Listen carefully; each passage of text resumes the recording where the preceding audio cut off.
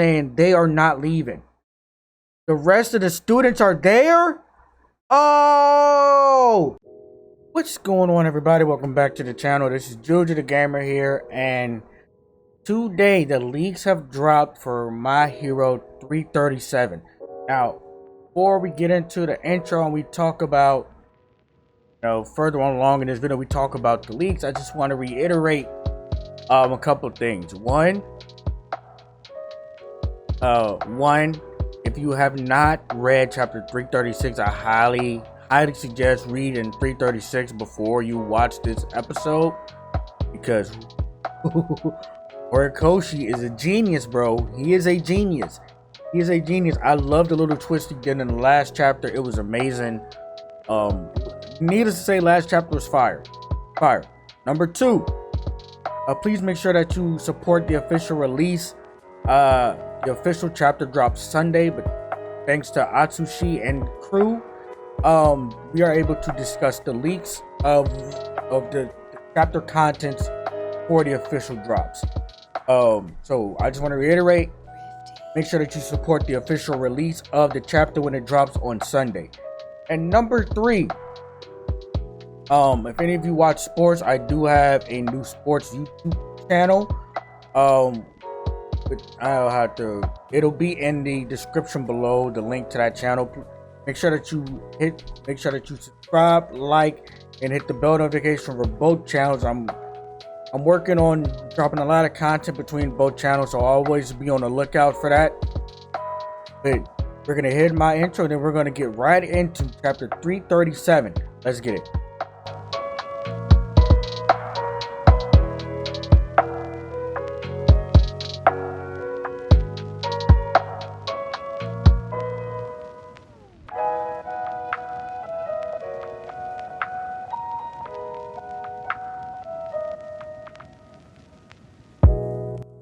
Okay, so let's see what these leaks are talking about. This is chapter 337.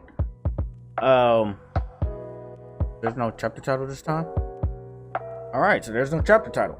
Okay, so it starts off with, this chapter begins on the villain side with Dabi saying that if the other students find out about the traitor, it will be bad for them. All for One says no and compares it to a $5 lighter, asking if anyone gets sad when it stops working. If Aoyama and his parents succeed, that's great. If not, it's on to the next plan.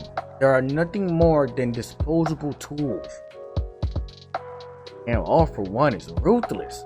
He is ruthless. Cut to the forest and the parents start to carry Aoyama, wanting to take him away from them. Meanwhile, he cries and remembers the past when he was a baby raised with all the joy and care in the world. Aoyama imagines that his parents must have been sadder than he himself not having a quirk, so they listen to the rumors. At this time, we see a black panel showing two people talking. One of them says, "It seems like there's a guy who's able to give quirks to other people."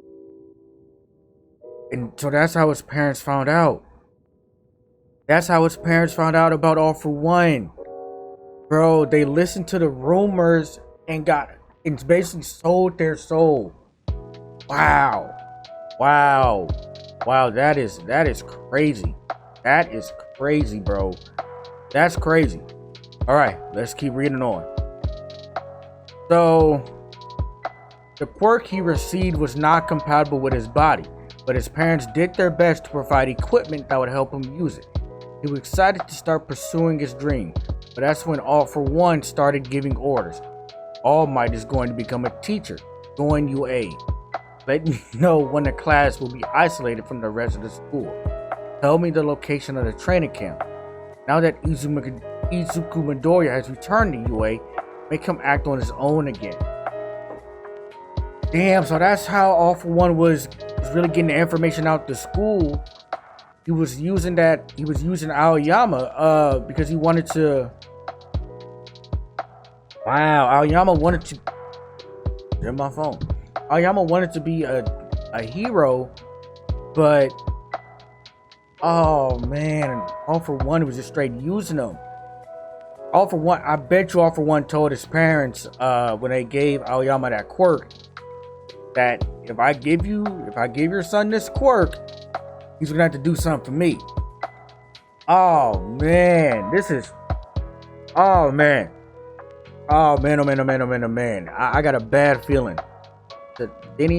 Let's keep reading. Aoyama then says after that, reading a letter. Wait, hold on. I just read that wrong.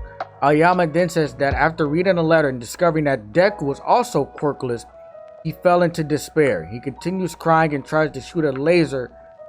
He tried to shoot a laser at Midoriya? Whoa! Whoa! But Hagakure reflects it. He asks how would he would feel if everyone had died and how he felt while in the classroom or in the dorms with everyone else. We can see a bit of her face and she is crying too. Whoa, are you serious right now?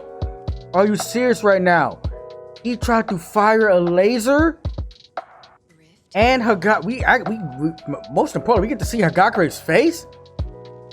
The parents try to go up and explain their side of the story, but Deku restrains the three of them using Black Whip. There we go, Deku. There we go. Batman style.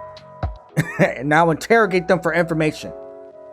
He says that Hagakure acted so that he wouldn't hurt anyone else, so he asks him to stop this once and for all. Deku is also crying. Cut to a classroom where Aoyama and his parents are tied to chairs in front of All Might, Kauchi, Nezu, and the other teachers. They analyze the situation, estimating when the quirk must have been given to him, and assuming that it must not have an explosion mechanism like Nagant's. He says that he would like the students to leave, and we see a panel showing all of them shocked, saying they are not leaving. The rest of the students are there? Oh! Oh, the rest of the students are there. Holy. Oh, man. The rest of the students are there. So now the whole class knows what he's been doing behind their back. Now everybody knows what he's been doing. Oh, wow. Wow. Let's keep reading, man. That Ojiro wonders what would have happened if Hagakure hadn't found out. And Kirishima screams in disbelief, asking Aoyama to say it's all a lie. Bakugo says that he didn't expect to meet another former quirkless guy who received the power from someone else. The world really is small.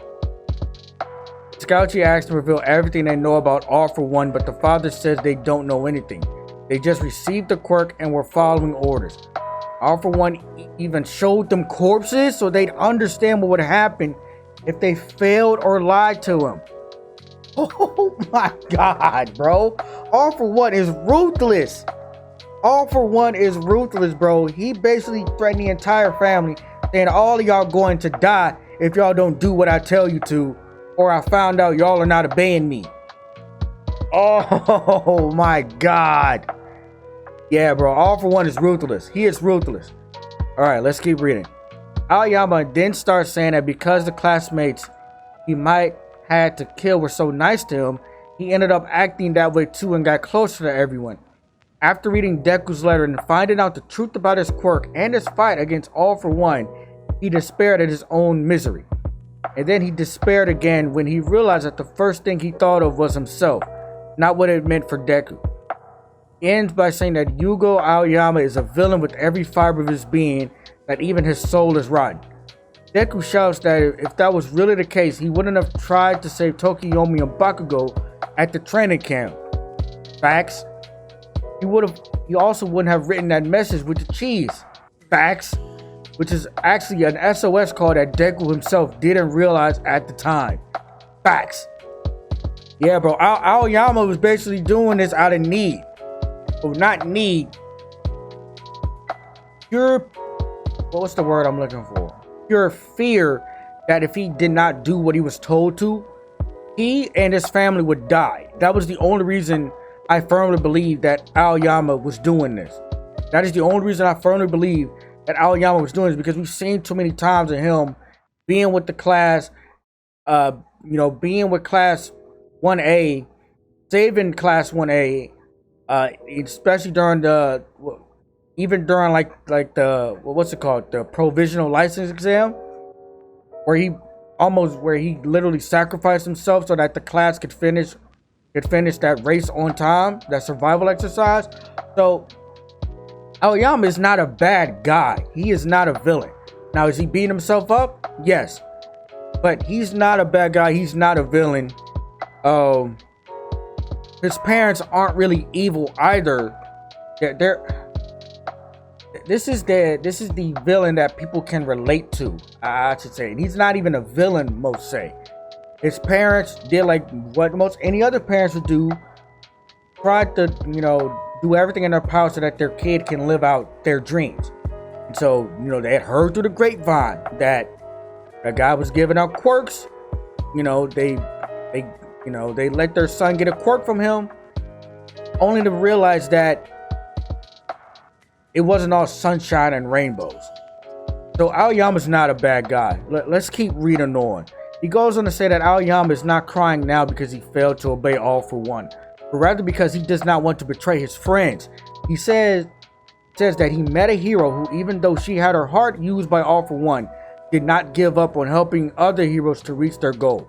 No one should be called a villain for the rest of their lives over a single crime. Deku holds out his hand and asks Aoyama to take it.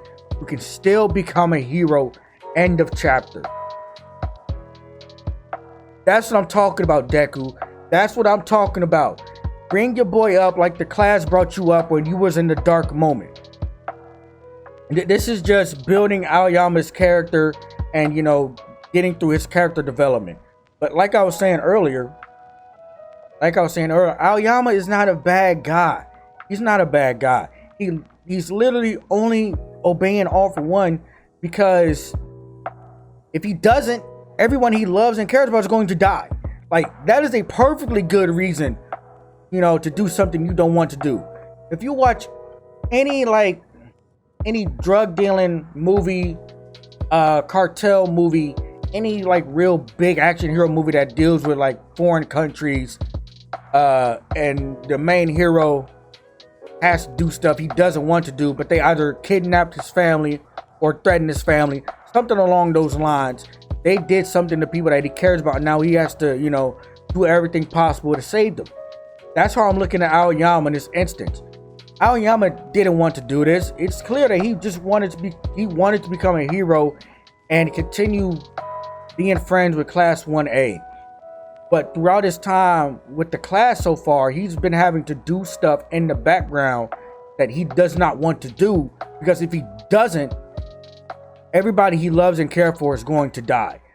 So, yeah, this is all building up Aoyama's character arc, but this is such a tragic backstory. This is such a tragic backstory that makes me feel for Aoyama. It makes him a lot more relatable. Yeah, and also makes him a lot more relatable to Deku because both of them don't have quirks. Organically do not have quirks at this point in time. Now, they got their quirks from other people. Deku was able to, have free will after getting his quirk, and Aoyama was not. Aoyama was basically tied to a ball and chain and forced into doing things he didn't want to do, and this is such a tragic backstory, not just for Aoyama, but his family as well. So, I can't wait to see this on Sunday, to read the official chapter, read the official translations. But man, oh man, this is one sad backstory. But if you made it this far, please make sure that you hit that like button. Make sure you hit that bell notification so you're notified every single time I upload. And make sure that you hit that subscribe button for your boy. I'm Juicy the Gamer. I'm signing out. See you next time. Next video.